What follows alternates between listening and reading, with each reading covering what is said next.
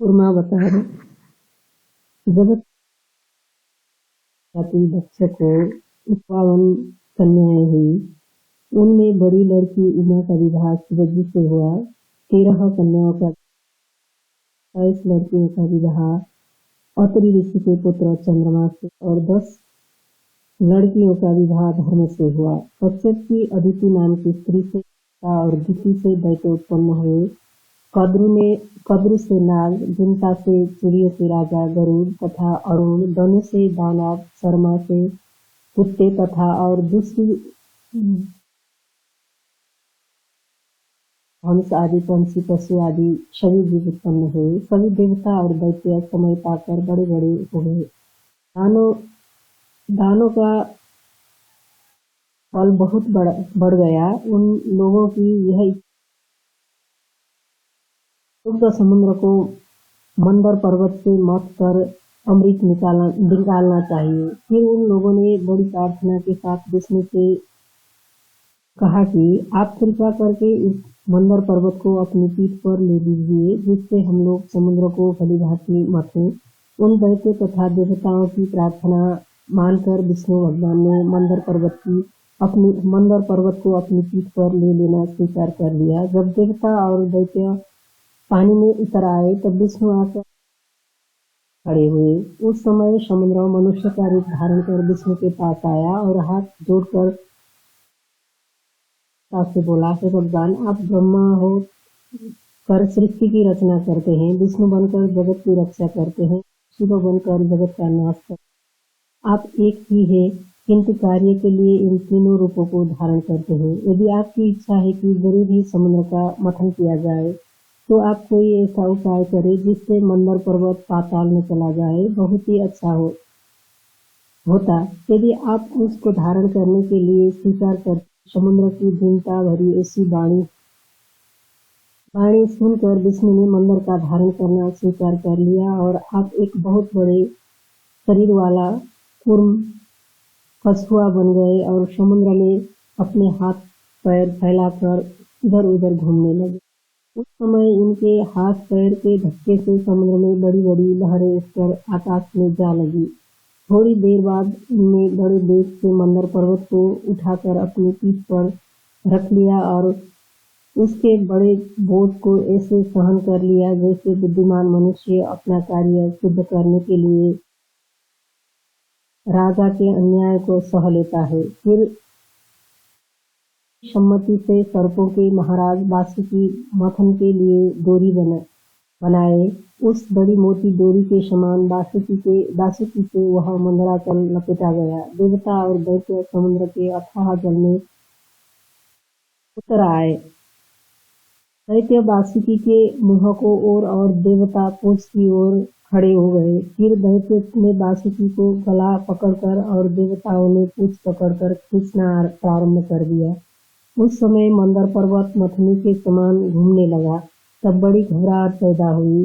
जान पड़ता था कि प्रलय काल के मेघ गरज रहे। समुद्र मथते ऐरावत हाथी उत्पन्न हुआ, जिसका शरीर हिमालय पर्वत के समान श्वेत और ऊंचा था।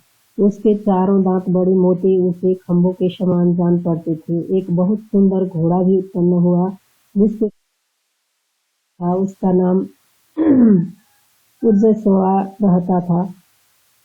रखा था। इन दोनों को भी विष्णु राजेंद्र को सौंप दिया। फिर समुद्र मथन होने लगा। अब वासुकी का सारा शरीर गर्म हो गया। वो बड़े जोर जोर से हाँफने लगे। उनके मुंह से धारा बहने लगी। थोड़ी देर के बाद चंद्रमा उत्पन्न हुए। विष्णु ने चंद्रमा को लेकर में लगा दिया, जिससे शिव जी का मुकुट की बड़ी शोभा हुई।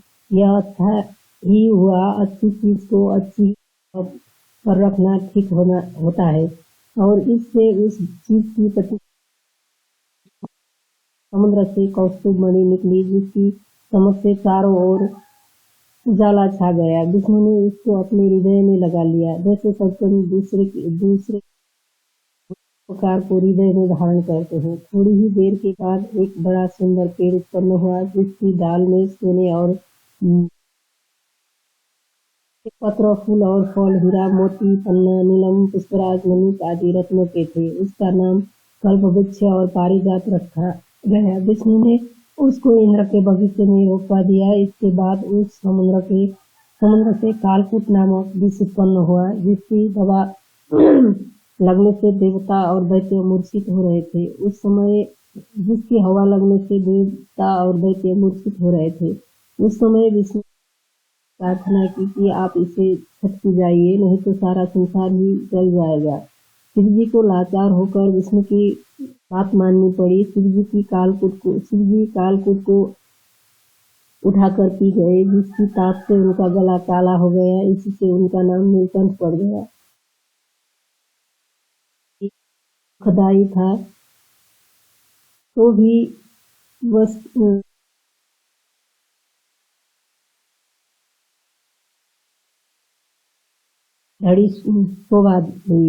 बड़ी शोभा हुई।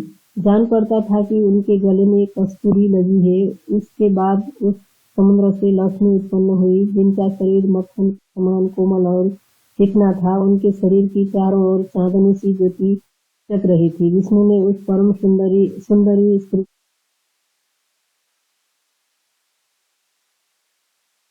रमन पड़ा। इसके बाद हाथों में अनेक प्रकार की औषधियां लिए हुए धनंतर उस समुद्र से उत्पन्न हुए। उन औषधियों की हवा लगने से देवता तथा दैत्य की थकावट दूर हो गई। उन्हें देख देवता और दैत्य बहुत प्रसन्न हुई। थोड़ी ही देर के बाद एक घड़ा निकला, जिसमें अमृत भरा था। दैत्य उस घड़े को लेने के लिए झपटे। देवता भी इसे ही लेने के लिए दौड़े। दैत्य तो पहले ही से क्रोधित थे, क्योंकि समुद्र से जो चीजें उत्पन्न हुई थी उन्हें देवताओं ने आपस में बांट लिया था। दैत्य को कोई चीज नहीं, हाथी, घोड़ा, मणि, चंद्रमा और लक्ष्मी को देवताओं ने ही ले लिया था। बस अब क्या था, दोनों में लड़ाई होने लगी। विष्णु ने अच्छा अवसर पाया। उनने देखा कि कलश एक किनारे पड़ा है। झट उनने उस घड़े को उठा लिया। इधर कूर्म भगवान ने मंदराचल को अपनी पीठ से उतारकर जहाँ का तहीं रख दिया। फिर विष्णु विचारने लगे कि अब क्या करना चाहिए। कुछ देर सोच विचार कर एक बड़ी सुंदरी स्त्री बन गए। उस स्त्री का शरीर बड़ा गोरा और पतला था, जैसे कामदेव की तीखी तलवार हो।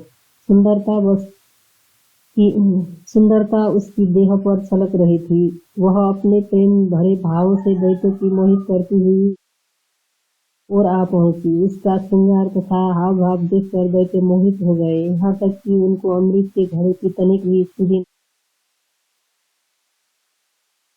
ऐसे वो तो काम से विहल हो रहे थे। जिस समय उन दैत्यों की आंख उस स्त्री पर जा पड़ी, समय इनकी सब चतुरता ही जाती रही। चंद्रमा की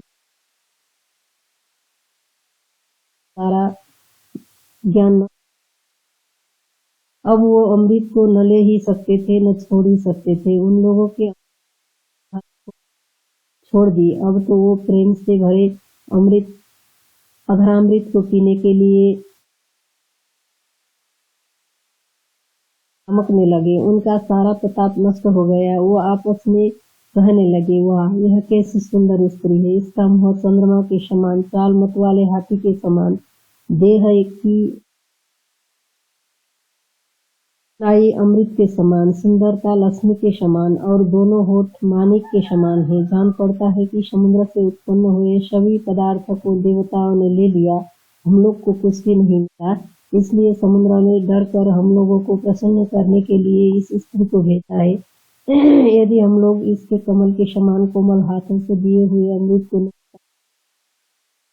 सभी परिश्रम व्यर्थ हो जाएंगे। समुद्र का मथना भी तो व्यर्थ ही होगा। बस अब सब झगड़ा मिट गया।